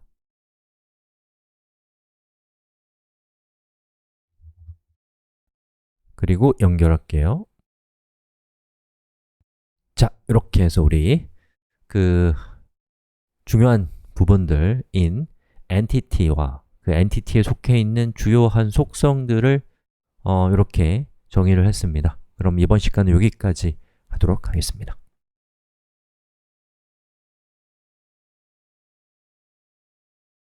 왜냐하면 엔티티에 있는 속성 중에서 대표 선수를 뽑아야 돼요. 즉, 식별자를 찾아서 지정을 해주셔야 됩니다. 국가는 국민을 주민번호로 식별하고 자동차는 자동차 번호가 있고 웹사이트는 도메인 이름이 있습니다. 이러한 것들을 우리가 식별자라고 하는데 식별자가 하는 일은 뭐예요? 원하는 대상을 정확하게 타겟팅하는 것이죠. 그래야 그 대상에 대해서 정확하게 어떠한 일을 할 수 있으니까요. 그럼 식별자가 되기 위해서 가장 중요한 것은 무엇인가요? 그 대상을 제외한 누구도 같은 값을 가지고 있으면 안 되는 겁니다. 저의 주민등록번호가 예를 들어서 1이다. 그러면 국민 중에 누구도 1이라는 값을 가지고 있으면 안 되는 거잖아요. 만약에 다른 사람도 갖고 있으면 이제 사고가 일어나는 거죠. ER 다이어그램에서도 우리가 그 아이덴티파이어, 즉 식별자를 어떤 속성을 할 것인가를 지정하셔야 됩니다. 그리고 이렇게 지정한 식별자는 훗날 primary key, 즉 기본 키가 될 겁니다. 자, 이번 시간에는 식별자를 좀 살펴보겠습니다. 자, 이렇게 표가 있습니다. 잠깐 영상 멈춰놓고 이 표의 내용을 한번 해석해 보세요. 자, 그리고 여기 있는 이 표를 보면은 식별자로 사용될 수 있는 컬럼이 있고 사용될 수 없는 컬럼이 있습니다. 없는 것부터 볼까요? 자, 이름은 동명이인이 있을 수 있잖아요. 그러니까 쓰면 안 돼요. 도시, 이거는 뭐 그 도시에 사는 사람이 어마어마하게 많을 테니까 얘는 식별자로 쓸 수가 없습니다. 그렇다면 이 두 개는 쓸 수가 없는 거고요. 자, 그 다음에 앞에 있는 이메일. 여러분이 만드는 시스템이 이메일이 다르다면 그 사람은 각각 다른 사용자를 주겠다 라고 하면 이메일을 식별자로 쓸 수 있습니다. 하지만 뭐 정부에서 운영하는 시스템이라고 한다면 한 사람이 여러 개의 이메일을 가질 수 있기 때문에 그런 경우는 이메일을 또 식별자로 쓸 수는 없을 수도 있습니다. 그러면 이제 뭐 주민등록번호 같은 그러한 것을 식별자로 쓸 수가 있겠죠. 그런데 이것도 저것도 뭐 마땅치 않다. 그러면 행이 추가될 때마다 자동으로 1씩 증가시켜서 중복되지 않는 값을 부여하는 것을 통해서 식별자를 제공해 줄 수도 있어요. 이러한 식별자는 우리가 뭐라고 하냐면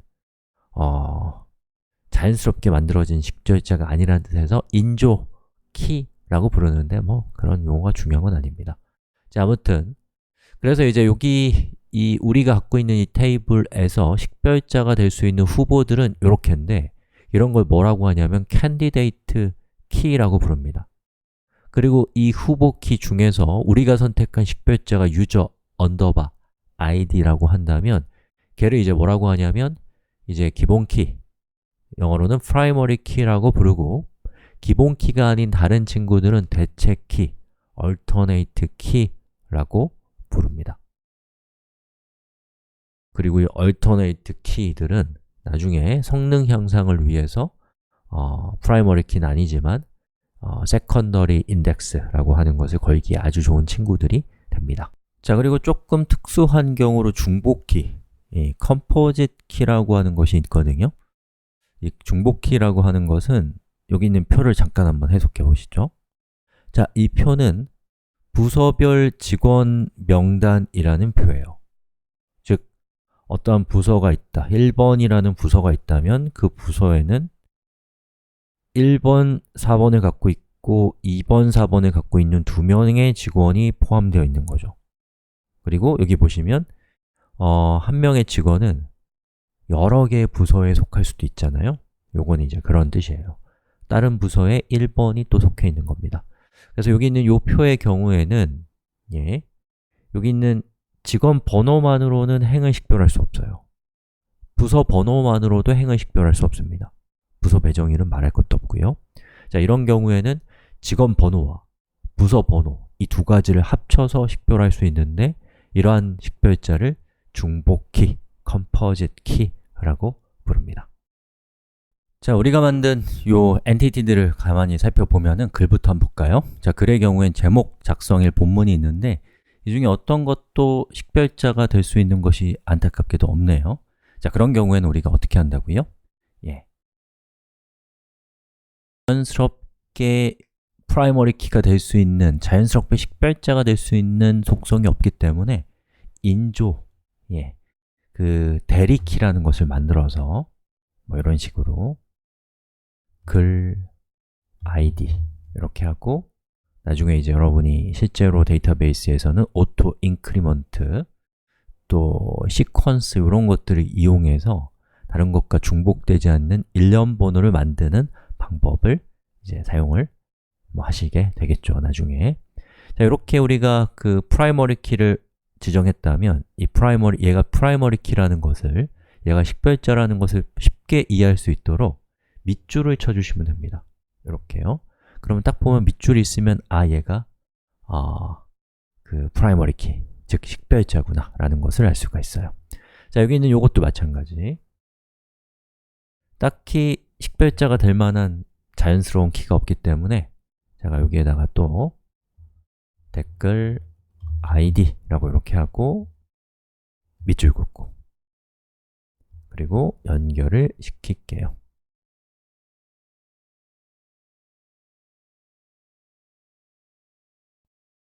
자, 여기도 마찬가지네요.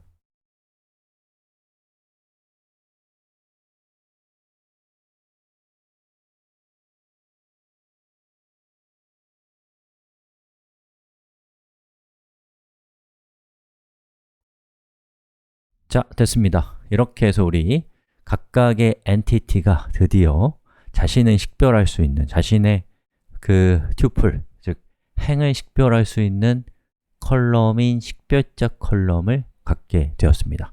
여기까지 하겠습니다.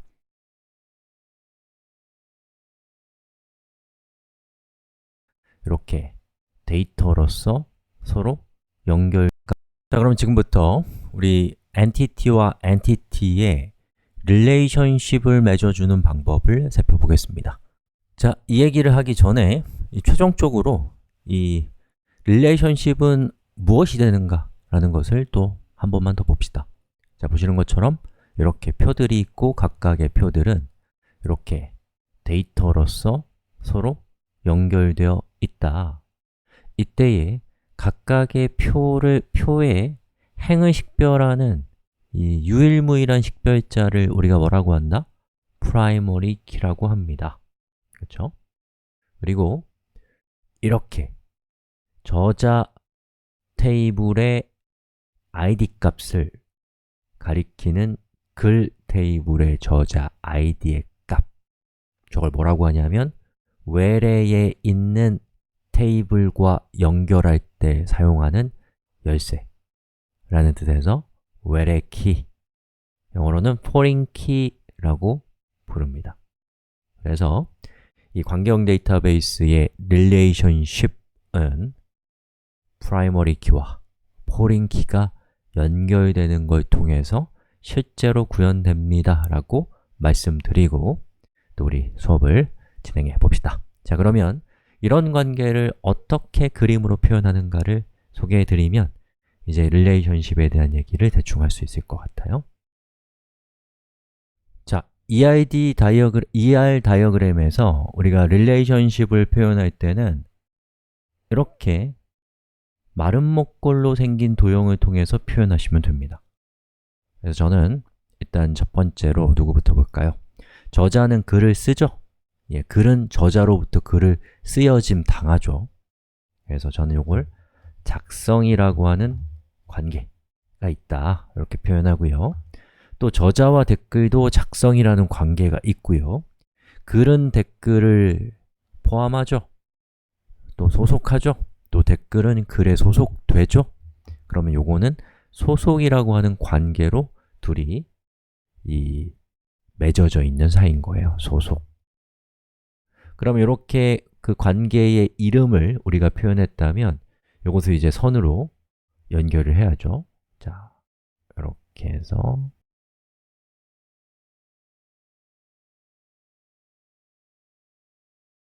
이렇게 연결했습니다. 자, 이 정도면 일단 됐는데요. 그 관계형 데이터베이스를 우리가 만들 때, 또 여러 사람들과 협업할 때 사람들이 이런 정보에서 궁금해할 만한 핵심적인 건 우리가 다 했는데 거기서 이제 관계라는 측면에서 얘들보다는 덜 중요하지만 나머지 애들보다 훨씬 더 중요한 그것이 있어요. 그게 뭐냐면 안 알려주고 다음 시간에 알려드릴게요. 여기까지 하겠습니다.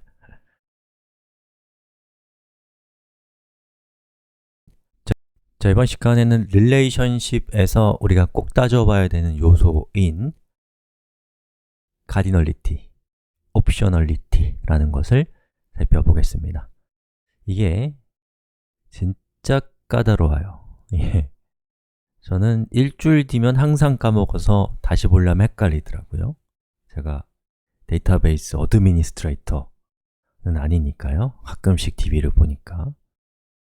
자, 그래서 여러분들 마음을 좀 넉넉하게 가지고 이 수업을 보시면 좋겠습니다. 오늘 하루는 내가 요거 이해하는 거에 쓰겠다. 이렇게 하면 어떨까 싶어요. 조급하게 생각하지 마시고요.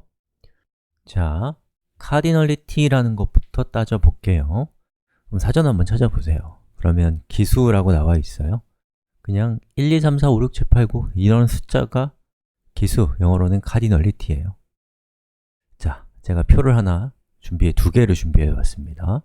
이 두 개의 표는 서로 나중에 조인 같은 걸로 연결될 거예요. 자, 그때에 왼쪽에 있는 표에는 행이 3개가 있고 오른쪽에 있는 표도 행이 3개가 있습니다. 자, 이때에 우리가 카디널리티를 따져보려면 단임에게 반은 몇 개인가? 반에게 단임은 몇 개인가? 를 양쪽 다 따져봐야 돼요. 무슨 말인지 보시면 압니다. 자, 단임은 반을 몇 개 가질 수 있을까요? 이렇게 각 선생님은 하나의 반만을 단임한다. 그리고 그것의 사례로 김이라고 하는 선생님만 놓고 보면 1반을 맡았다. 그러면 저 김이라는 선생님은 다른 반을 맡을 수 있다, 없다? 없다. 자, 그래서 단임에게 반은 1개다. 됐죠? 자, 그 다음에 이번에는 반대로 따져보는 거예요. 반에게 단임은 몇 개냐?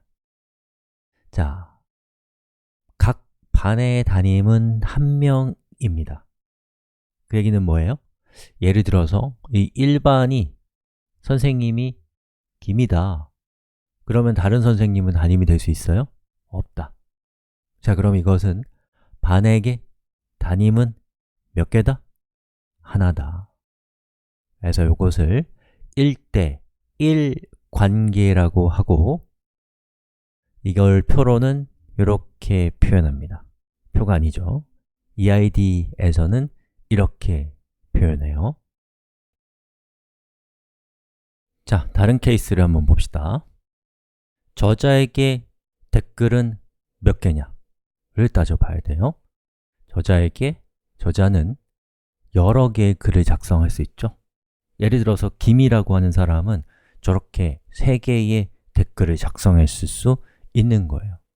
그래서 저자에게 댓글은 여러 개이다 라는 뜻에서 n이라고 표기했습니다. 자, 그 다음에 이번에는 댓글에게 저자는 몇 개냐를 따져봐야 돼요. 그래서 이거는 어떻게 되는 거예요? 각 댓글은 하나의 저자만 존재하죠. 예를 들어서 댓글 1이 김이라는 저자를 가지고 있다. 그러면 다른 누구도 저 댓글의 저자가 되면 안 됩니다. 자, 이런 관계는 댓글에게 저자는 몇 개다? 한 개다. 그래서 이걸 뭐라고 하냐? 1대 다 라고 얘기합니다. 다는 만의 다자예요. 또는 1대 n이라고도 얘기해요. 그리고 이것을 EI 다이어그램 상에서는 이렇게 표기합니다. 그래서 n에 해당되는 부분에 이렇게 까마귀 발처럼 생긴 산발이를 다뤄요. 그리고 요거는 이제 표기법이 다양해요. 그래서 어떤 거는 여기다가 1을 적고 어떤 건 여기다 n을 적기도 하는, 딱 보시면 아실 거예요. 예. 됐죠? 자, 또 다른 케이스를 살펴보겠습니다. 저자와 글의 관계입니다. 자, 우리가 만들려고 하는 시스템은 하나의 글을 여러 명이 편집할 수 있다 라고 생각해 보시고 이걸 보십시오. 자, 그러면 저자에게 글은 몇 개냐부터 따져봐야죠. 저자는 여러 개의 글을 작성할 수 있다. 예를 들면 김이라는 사람은 저렇게 3개의 글을 작성할 수 있죠. 그래서 저자에게 글은 몇 개다? 여러 개다 라는 뜻에서 역시나 m이라고 제가 표현했습니다. 자, 그리고 이번에는 글에게 저자는 몇 개냐를 따져봐야죠. 각 글은 여러 저자가 존재하죠. 예. 그래서 예를 들어서 글 1이 생겼다면 이 글은 여러 명의 저자가 참여했을 수 있는 거예요. 그러면 글에게 저자는 몇 개다? 여러 개다. 그래서 n이라고 표현했습니다. 이 관계를 뭐라고 하냐면 n 대 m이라고도 하고 다 대 다라고도 합니다. 그리고 그것을 다이어그램으로 표현하면 이렇게 산발이가 양쪽을 향하고 있습니다. 자, 그래서 지금까지 우리가 살펴봤던 관계성 3가지예요. 1대 1, 1대 다, 다 대 다. 이렇게 3가지의 관계성들을 살펴봤는데요. 이 중에서 끝에 있는 다대다 관계는 이거는 실제로 우리가 그 현실의 데이터베이스 테이블의 세계에서는 표현할 수가 없기 때문에 요거는 이제 이 상태 그대로 두지 않고 우리가 중간에 연결 테이블이라고 하는 특별한 테이블을 만들어서 최종적으로는 1대 다 관계로 컨버팅을 시키거든요. 근데 그건 지금 이해할 수는 없고 살짝 언급하고 넘어가겠습니다. 어렵죠? 이거 혼자서 하려면 정말 까다로워요. 진짜로 너무너무 까다로워요. 그래서 원래 그래요. 원래 헷갈리다고 생각하면 뭔가 이렇게 자괴감이 절 들잖아요. 그렇죠? 예, 자괴감 없이 그러려니 하면서 이거 원래 어려운 거야 이렇게 생각해 주시면 좋겠습니다. 여기까지 하겠습니다. 자, 제가 표를 2개를 준비했어요. 자, 저자와 댓글 사이에는 어떤 관계가 있는가를 생각해 봅시다. 자, 여러분, 어떤 시스템에 저자가 등록을 했다면 그 사람이 반드시 댓글을 가지고 있어야 되나요? 그럴 수 없죠. 등록하자마자 댓글을 달아야 등록하는 것이 아닌 이상은 일단은 등록하고 나중에 댓글을 쓰건 안 쓰건 그건 자기 마음이잖아요. 그래서 저자는 댓글을 작성하지 않을 수도 있다. 그렇기 때문에 김이라고 하는 사람은 댓글을 썼지만 나머지 사람들은 댓글을 작성하지 않았다라는 것을 보여주는 그림이에요. 자, 이것은 이렇게 해석할 수 있습니다. 저자에게 댓글은 옵션이다. 됐죠? 그리고 이것을 다이어그램에서는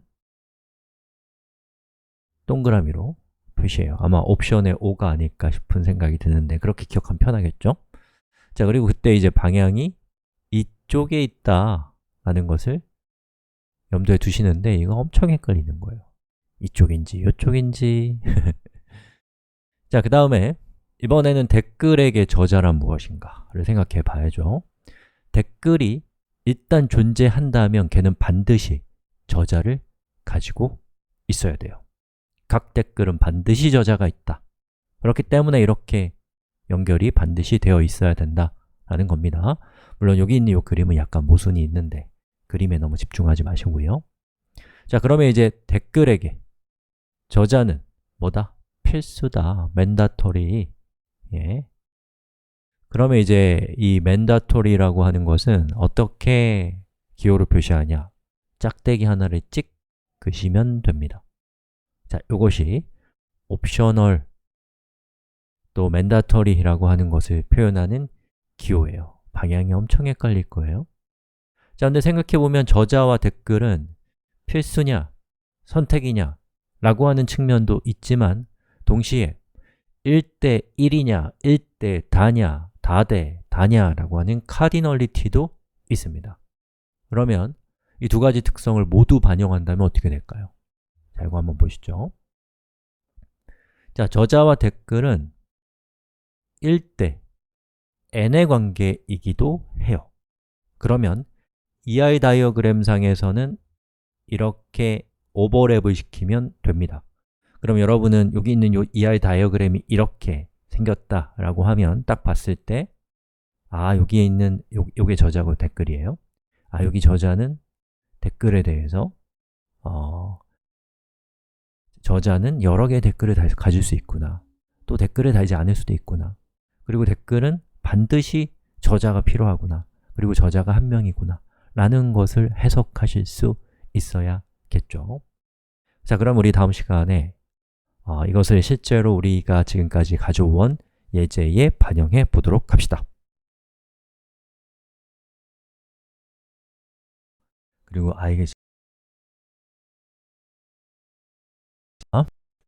자, 하나씩 우리 따져봅시다. 여러분, 우리 수업하기 전에 한번 직접 해보시는 것도 좋아요. 그리고 이게 진짜 헷갈리는 거구나 라는 걸 확인하는 거 아주 좋습니다. 자, 여기 보시면 저자는 글을 여러 개 가질 수 있죠? 저자는 글을 쓰지 않을 수도 있죠? 그러면 이쪽이 뭐로 어떻게 표시돼야 되겠어요? 이쪽이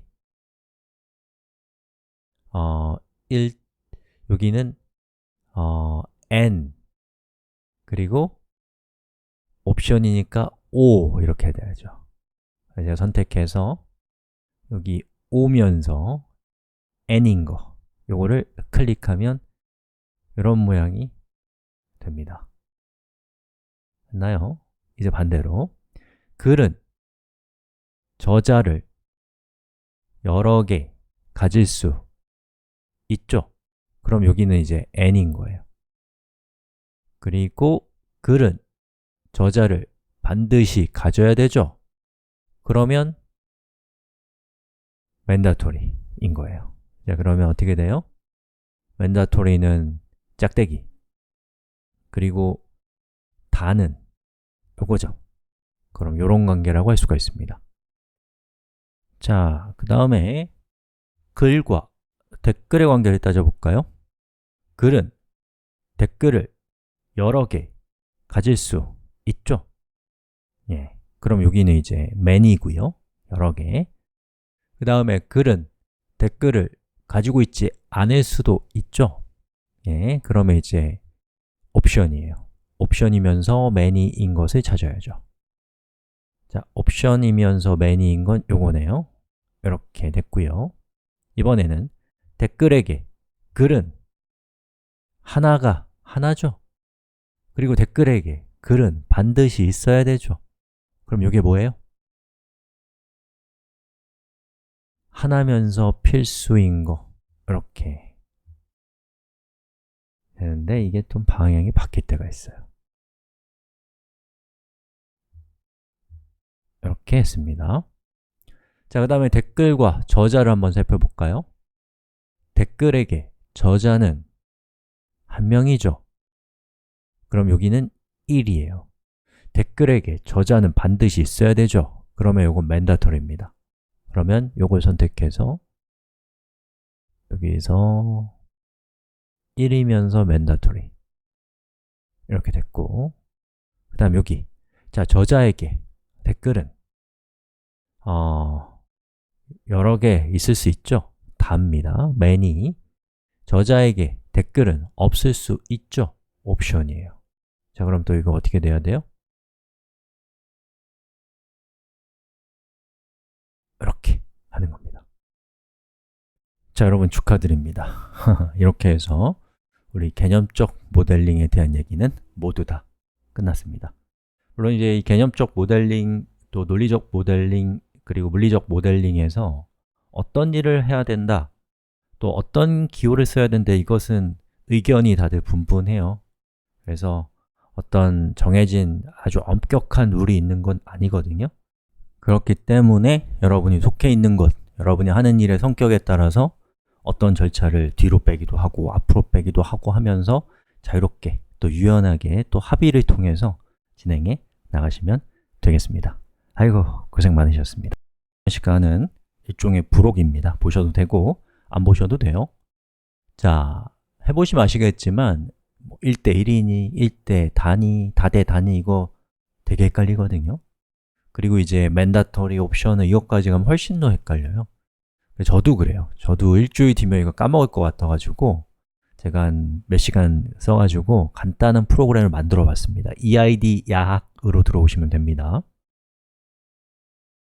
자, 이렇게 생긴 간단한 웹 서비스예요.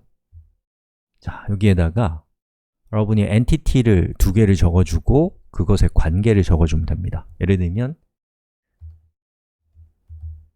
글과 댓글은 소속관계죠. 이렇게 적어주면 자동으로 다른 부분들이 바뀌어요. 그래서 첫 번째는 글과 댓글의 관계를 적어주고요. 그 다음엔 댓글과 글의 관계를 적어주면 요 위에 ER 다이어그램을 표시해 줍니다. 생긴 거 그렇게 안 생겼지만 잘 보시면 ER 다이어그램이에요.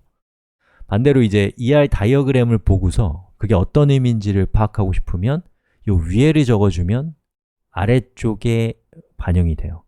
그래서 한번 해볼까요? 자, 글은 댓글에 대해서 여러 개의 댓글을 가질 수 있잖아요. 그죠? 그래서 글은 다수의 댓글에 반드시 소속돼요? 아니면 어쩌다 소속돼요? 때때로 소속돼요? 때때로 소속되죠. 소속이 안 될 때도 있으니까 이렇게 하고요. 댓글은 글을 소속할 때 어떻게 돼요? 댓글은 다수의 글에, 아니죠, 하나의 글에 반드시 소속되잖아요. 요걸 이제 이렇게 쭉 적어주면 그거에 맞게 다이어그램을 추천해 주는 거예요. 글과 댓글은 소속관계고, 여기 짝대기는 1대, 여기 요거는 꺽쇠는 원래 3바리로 해야 되는데 3바리가 그 키보드 그 기호상이 없더라고요. 그래갖고 얘로 했어요. 자, 이렇게 되는 거죠. 1대, 다라는 뜻이고, 그리고 댓글에게 글은 필수고 글에게 댓글은 옵션이다 라고 이렇게 표를, 그 다이어그램을 만들어주는 간단한 프로그램입니다. 그래서 헷갈리시면 요거 어디다가 북마크 해 놓으셨다가 필요할 때마다 이걸로 해석을 하셔도 좋지 않을까. 저는 요거 쓰려고 제가 만들어 봤습니다. 자, 이렇게 해서 우리 부록까지 얘기를 마치겠습니다.